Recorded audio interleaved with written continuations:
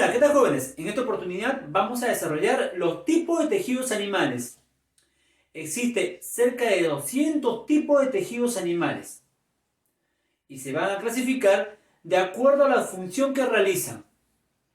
Los tejidos protectores están conformados por el tejido epitelial. Los tejidos de relleno o de soporte están conformados por el tejido conectivo. Los tejidos que participan en la coordinación de los impulsos nerviosos están conformados por el tejido nervioso. Los tejidos que participan en el movimiento están conformados por el tejido muscular. Estos 4 tipos de tejidos van a conformar todos los tejidos animales que encontramos en un organismo. El cuerpo de un ser humano está conformado por estos 4 tipos de tejidos. Vamos a desarrollar en primer lugar el tejido epitelial. El cuerpo de un organismo está revestido por un tejido epitelial, tanto externamente, conformado por la piel, e internamente, tapizando todos los componentes del tubo digestivo, o los órganos que conforman el tubo digestivo. El revestimiento es externo e interno. El tejido epitelial está conformado por 2 tipos de tejidos. El tejido de revestimiento, es lo que acabamos de explicar, y el tejido glandular. El tejido de revestimiento presenta variedades. Pueden estar conformadas por una sola capa, como por ejemplo las que revisten los vasos sanguíneos. Los que revisten internamente los vasos sanguíneos, por ejemplo, presentan un tipo de tejido monoestratificado, es decir, con una sola capa, de forma plana. Los que revisten internamente el tubo digestivo, empezando desde el estómago hasta los intestinos, están conformados por tejidos cilíndricos. Por ejemplo, aquí tenemos a un tejido cilíndrico monoestratificado, es decir, con una sola capa, cilíndrico. Este tejido monoestratificado cilíndrico lo encontramos revistiendo el estómago, ¿no? Como lo vamos a observar aquí en esta imagen. No solamente hay tejido de revestimiento en una sola capa, sino también puede encontrarse en varias capas y se denomina tejido epitelial poliestratificado. Aquí, por ejemplo, encontramos varias capas de tejidos epitelial, ¿no? La piel, por ejemplo, está conformada por un tejido epitelial poliestratificado. Es justamente la piel la cubierta que reviste externamente el cuerpo de un organismo. El otro tipo de tejido epitelial es aquel tejido que produce una sustancia, y a este tipo de órgano se denomina glándula. Las glándulas están revestidas por tejido epitelial y su función es producir sustancias. Sustancias que pueden ser de diversa índole, ¿no? Sustancias que pueden tener diferente curso. Por ejemplo, si esta glándula libera sustancias al medio externo, se denomina glándula exocrina. Pero si esta sustancia se libera al interior de nuestro cuerpo por medio de vasos sanguíneos, se denomina glándula endocrina. Entonces, las sustancias que produce la glándula pueden liberarse fuera del cuerpo y se denominan exocrinas, o pueden liberarse hacia el interior por medio de vasos sanguíneos y se denominan endocrinas. Pero también existen órganos que presentan glándulas mixtas, es decir, son glándulas exocrinas y endocrinas. Un ejemplo de ello es, por ejemplo, el páncreas. También tenemos al hígado, y así justamente tenemos algunos ejemplos de este tipo de glándulas exo y endocrinas, es decir, glándulas mixtas. tipo de tejido de mayor diversidad se denomina tejido conectivo o conjuntivo. El tejido conectivo o conjuntivo presenta variedad de formas. Por ejemplo, hay unas características antagónicas que vamos a encontrar tanto en el tejido epitelial como en el tejido conectivo. El tejido epitelial está conformado por células que tienen forma geométrica, como ustedes han observado. Esta forma peculiar que presenta el tejido epitelial es la característica más importante de este tipo de tejido. Pero también este tejido presenta una membrana basal que nutre al tejido epitelial. También este tipo de tejido epitelial no presenta vasos sanguíneos. Tres características que son las cualidades que permiten identificar a un tejido epitelial.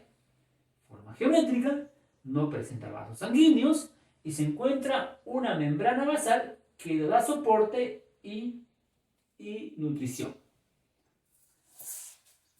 En cambio, el tejido conectivo tiene formas diversas, tiene diferentes formas. Hay una gran variabilidad de células. Presenta irrigación, es decir, presencia de vasos sanguíneos. Y también terminaciones nerviosas. El tejido conectivo tiene una variedad de formas y de ahí justamente se van a ver los diferentes tipos de tejidos conectivos. Por ejemplo, en este lado tenemos, en la parte inferior, tenemos al tejido conectivo propiamente dicho. Este de aquí es un tipo de tejido propiamente dicho, porque hay dos variedades. Hay el tejido conectivo laxo y hay el tejido conectivo denso. Aquí he graficado al tejido conectivo laxo. Lo que está aquí, en esta parte intermedia, es el tejido conectivo laxo. Lo que está en la parte superior es la piel. Y lo que está en la parte inferior es otro tipo de tejido conectivo denominado tejido adiposo. Nuestra piel está conformado por una capa denominada epidermis, conformada por el tejido epitelial, y una capa interna denominada dermis, conformada por tejido conectivo laxo. Volvemos al inicio, ¿no?, del tejido conectivo. El tejido conectivo está conformado por el tejido conectivo laxo, o propiamente dicho, ¿no? Propiamente dicho o laxo. El tejido conectivo laxo, ¿no?, el propiamente dicho, presenta una gran diversidad de células. Las células más importantes y las más abundantes del tejido conectivo son los fibroblastos. Estas células de aquí se denominan los fibroblásticos. Son aquellas células las que producen la sustancia intercelular, ¿no? La sustancia que rodea las células del tejido conectivo se denomina sustancia intercelular, conformada por una serie de proteínas y carbohidratos, y así justamente como una serie de fibras, ¿no?, fibras denominadas fibras colágenas, que son las más abundantes. También están ahí las fibras elásticas y las fibras reticulares. Estas sustancias extracelulares son producto del metabolismo de este fibroblasto. El fibroblasto es lo que va a producir la sustancia intercelular. No solamente encontramos fibroblastos, también encontramos macrófagos como parte del sistema inmunológico, ¿no?, para poder eliminar cualquier tipo de sustancia o células extrañas. Y también tenemos a otras células denominadas linfocitos y mastocitos, ¿no? Este justamente es el componente de un tejido conectivo propiamente dicho. Y uno de los ejemplos es el tejido conectivo laxo. Hay otro tipo de tejido conectivo propiamente dicho, llamado tejido conectivo denso, que conforman las articulaciones, los ligamentos y los tendones. Pero no lo hemos graficado aquí, ¿no? En ese tipo de tejido conectivo denso lo que abunda es las fibras colágenas. Las fibras colágenas se disponen, ¿no?, de dos maneras, ¿no? Una paralela y otra dispersas, ¿no? Las que se encuentran en forma paralela se denominan tejido conectivo denso regular. Las que están desordenadas se denominan tejido conectivo denso irregular. vamos a hablar justamente del otro tipo de tejido conectivo, ¿no? Hay una variedad de tejidos conectivos. Aquí vamos a hablar, por ejemplo, del tejido conectivo adiposo, ¿no? Los especializados, por ejemplo, es el tejido conectivo adiposo. El tejido conectivo adiposo conforma la hipodermis, ¿no? Toda esta es la dermis, toda esta es la piel.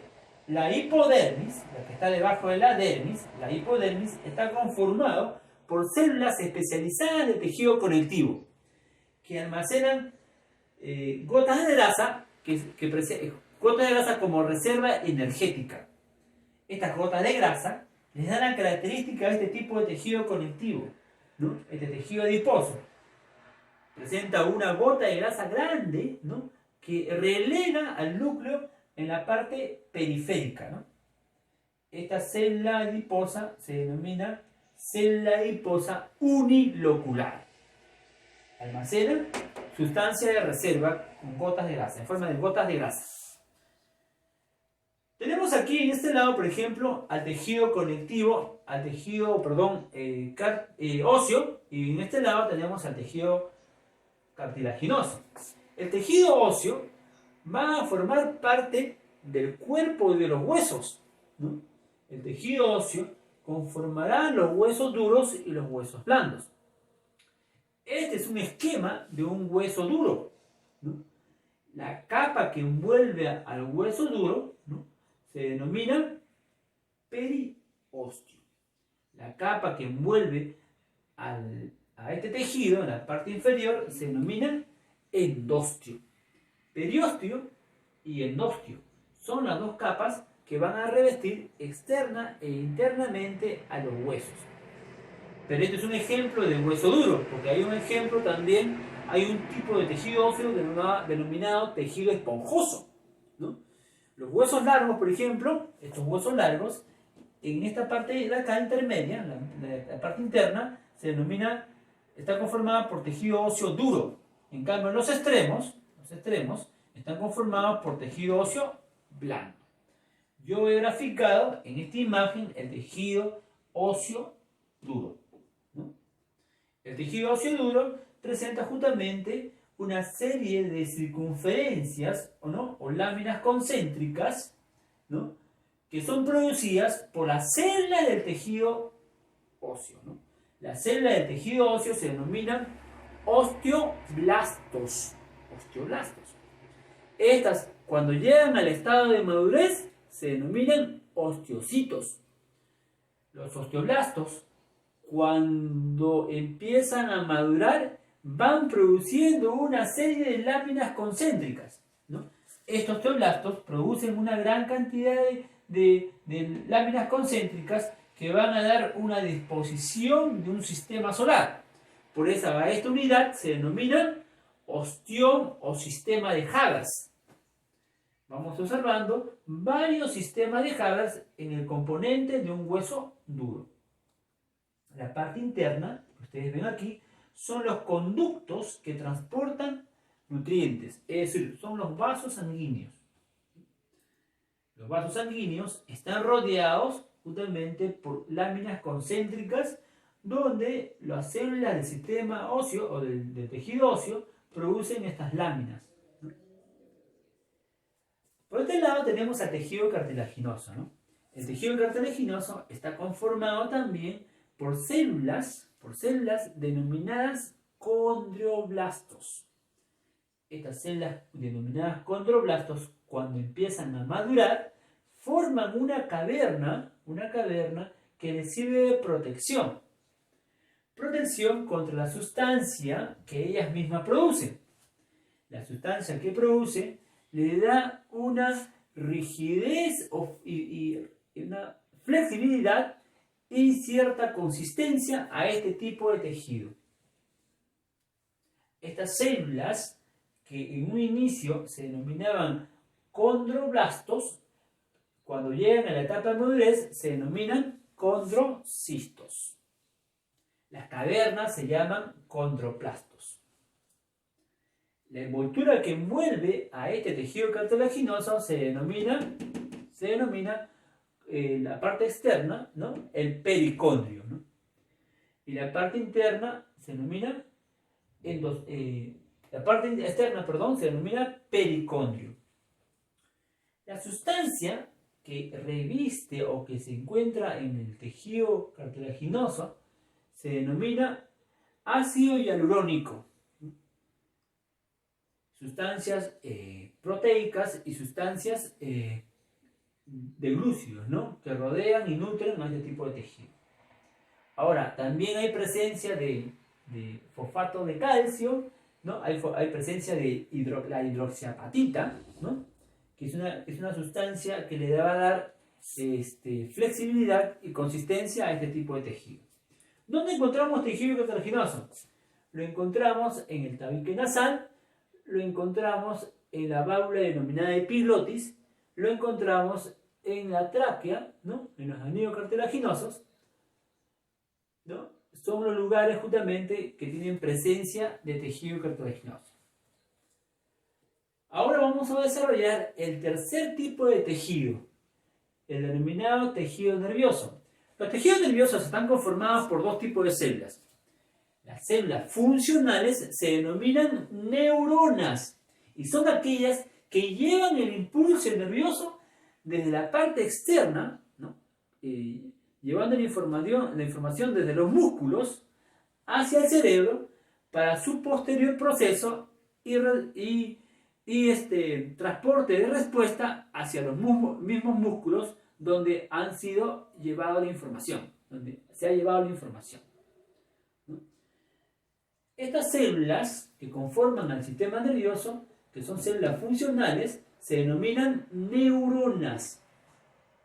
Pero también existe otro tipo de células. El otro tipo de células se llaman las neuroglias, y son aquellas que nutren a las neuronas, ¿no? Por ejemplo de ello tenemos ahí a los astrocitos, que presentan pies chupadores que van a permitir proteger a las neuronas, chupando, absorbiendo la sangre desde los vasos sanguíneos para que sean filtrados, ¿no?, las bacterias o los virus que puedan ingresar y llevándole y purificando esta sangre y siendo transportada hacia las neuronas. Aquí tenemos al tejido muscular, ¿no? El tejido muscular es un tejido que le da movimiento a nuestro cuerpo. El tejido muscular presenta tres tipos. Los más abundantes son los que conforman al tejido muscular esquelético. El esquelético está asociado con los huesos y es el que va a dar el movimiento a nuestro cuerpo. El tejido muscular esquelético está conformado por una una célula fibrilar denominada el miocito. La célula que conforma el tejido muscular se llama miocito y generalmente tienen formas filamentosas. Por ejemplo, aquí tenemos al tejido muscular esquelético que conforma un filamento extenso, ¿no?, sin tabiques, ¿no?, es un filamento largo que puede llegar a medir hasta 20 centímetros de longitud. En otros casos pueden sobrepasar ese tamaño, ¿no? Estas células musculares son fibrilares y presentan núcleos periféricos con una serie de bandas que van a permitir la contracción muscular. El otro tipo de tejido se denomina tejido muscular cardíaco, que está dividido por los discos intercalares. Estos discos intercalares van a permitir la conducción y el transporte de la contracción muscular. Estas células pueden presentar de 1 a 2 núcleos. Son células musculares fibrilares ramificadas y conforman los tejidos de los órganos como el corazón y los vasos sanguíneos. Y por último tenemos al tejido muscular liso, conformado por células fusiformes, alargadas y fusiformes, ¿no?, que no presentan bandas, no tienen bandas, porque recordemos aquí, y justamente es lo que falta acá, estas células cardíacas sí tienen bandas, ¿no? Presentan bandas o franjas. vamos a observar, por ejemplo, que estas células sí tienen bandas, ¿no? Sí tienen bandas. Presencia de las bandas, que le van a permitir dar la contracción muscular. En cambio, estas células musculares lisas no presentan bandas, ¿no? Y por último, para terminar justamente con estos tres tipos de tejidos musculares, vamos a asociarlo con su activación o su función, si es voluntaria o involuntaria. El tejido muscular esquelético es de índole voluntario, ¿no? El movimiento de nuestro cuerpo, ¿no? Es de forma voluntaria. En cambio, el tejido muscular cardíaco es de forma involuntaria, ¿no? El movimiento del corazón a través de los músculos lo ejerce el sistema nervioso autónomo. Y el tejido muscular liso también es involuntario, también tiene una activación a partir del sistema nervioso autónomo. Esa es la característica que estamos observando en estos tres tipos de tejidos musculares. Otro detalle importante que me estaba olvidando también es la respuesta, si es rápida o lenta, ¿no? El tejido muscular esquelético es de respuesta rápida. El tejido muscular cardíaco es de respuesta intermedia. Y el tejido muscular liso es de respuesta lenta, ¿no? Los intestinos se mueven de una forma muy lenta, justamente permitiendo el transporte del alimento a lo largo del tubo digestivo. Bueno, jóvenes, vamos a desarrollar la práctica, ¿no? Algunas preguntas que tenemos en el evaluatorio, y de esta manera vamos a poder culminar la clase. ¿Ya? A ver, la práctica. Vamos a culminar la clase con la práctica. A ver, tenemos aquí la práctica. Vamos a desarrollar el evaluatorio que tenemos justamente aquí, y vamos a poder reforzar toda la parte teórica que hemos desarrollado. Y tenemos aquí, por ejemplo, como primera pregunta. La pregunta dice lo siguiente. Escriba verdadero o falso según corresponda. La célula del tejido epitelial tiene forma geométrica. ¿Eso es correcto? Claro, es lo que hemos mencionado, ¿no? El tejido epitelial tiene forma geométrica, verdadero. El tejido conectivo presenta vasos sanguíneos.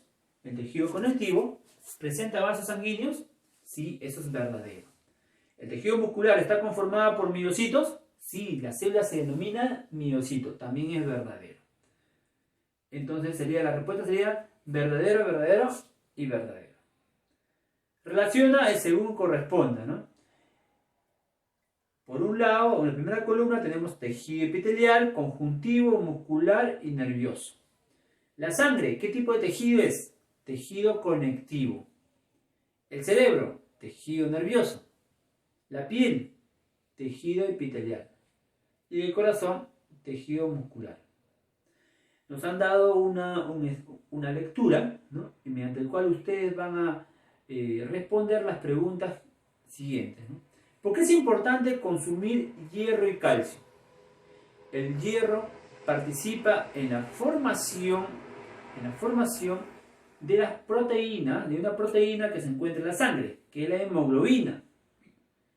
Esta molécula, esta proteína, va a ayudar al transportar el oxígeno en la sangre. Las personas que consumen hierro, ¿no? ¿Qué beneficio tienen, por ejemplo, ¿no? Justamente la pregunta 2. ¿Qué beneficios nos produce consumir hierro y calcio? La 2 y la 3. La 3 dice consumir hierro y la 2 dice consumir calcio. El hierro, ¿qué nos permite? Nos permite evitar enfermedades como la anemia, ¿no? Y el calcio va a permitir almacenar estas sustancias en nuestros huesos, ¿no? O sea, permite la formación de los huesos y también almacenar estas sustancias para otras funciones, porque el calcio no solamente forma los huesos, sino también participa en una serie de funciones como la coagulación sanguínea y los impulsos nerviosos, ¿no? Una persona que consume calcio va a evitar enfermedades como la osteoporosis, ¿no? Eso en cuanto a la pregunta 2 y la 3. La 4. ¿Qué factores no permiten llevar una dieta equilibrada? El mal hábito alimenticio, ¿no? Si nosotros no tenemos una buena dieta alimenticia, vamos a dejar de consumir estas sustancias, ¿no? Estas sustancias, estos dos elementos importantes en las funciones que realiza nuestro cuerpo, ¿no? Entonces, una buena dieta alimenticia equilibrada va a ayudar a conllevar una buena salud, ¿no? 5. ¿Qué debemos hacer para recibir suficiente calcio y hierro? Bueno, volviendo a lo mismo, ¿no? ¿Qué debemos hacer? Tener una dieta balanceada, ¿no? Consumir alimentos que nos conlleven a la incorporación de estos dos elementos, ¿no? Justamente está la pregunta 6. ¿Qué elementos, por ejemplo, debemos consumir para poder tener una dieta balanceada? ¿Qué elementos o qué alimentos presentan calcio y hierro? Generalmente las legumbres, por ejemplo, las legumbres como la soya y también las menestras, como los frijoles, presentan un alto índice, una alta concentración de hierro y de calcio. Hay otros alimentos, ¿no? Por ejemplo, como el ajonjolí, ¿no? Hay otros alimentos que también nos proveen de calcio y de hierro. Pero principalmente es la soya, soya y los frijoles que nos abastecen de una cantidad importante de hierro para nuestro cuerpo. Las menestras, ¿no? Y 6. ¿Por qué solo lo deben consumir las mujeres? O sea, ¿por qué crees que las mujeres necesitan más hierro y calcio? Bueno, tenemos que comprender que la mujer, por ejemplo, tiene sus funciones son diferentes, o sus hábitos o su fisiología es diferente al del varón, ¿no? Las mujeres, por ejemplo, pasan por un proceso denominado ciclo menstrual, ¿no? Y esto conlleva a perder sangre. Y justamente esto puede generar que la mujer sufra de anemia si no incorpora el hierro necesario. Y también la mujer, cuando está embarazada, tiene que formar al feto, ¿no? Tiene que formar el hueso del bebé, y esto va a permitir va a generar que la mujer tenga más demanda de calcio, ¿no? Por eso es importante también que la mujer consuma hierro y calcio en mayor cantidad que el varón, ¿no? Y listo. Y aquí en la tarea te quedan justamente tejido cartilaginoso, óseo y sanguíneo. Ya lo hemos mencionado, ¿no? El tejido cartilaginoso, sus características. El tejido óseo, también sus características. Óseo y cartilaginoso. Y también mencionamos el tejido sanguíneo. Lo mencionamos lo mencionamos como un tipo de tejido conectivo. Bueno, jóvenes, de esta manera hemos culminado la clase y esperemos que haya sido enriquecedora sus conocimientos. Hasta una próxima oportunidad. Nos vemos. Chao, chao.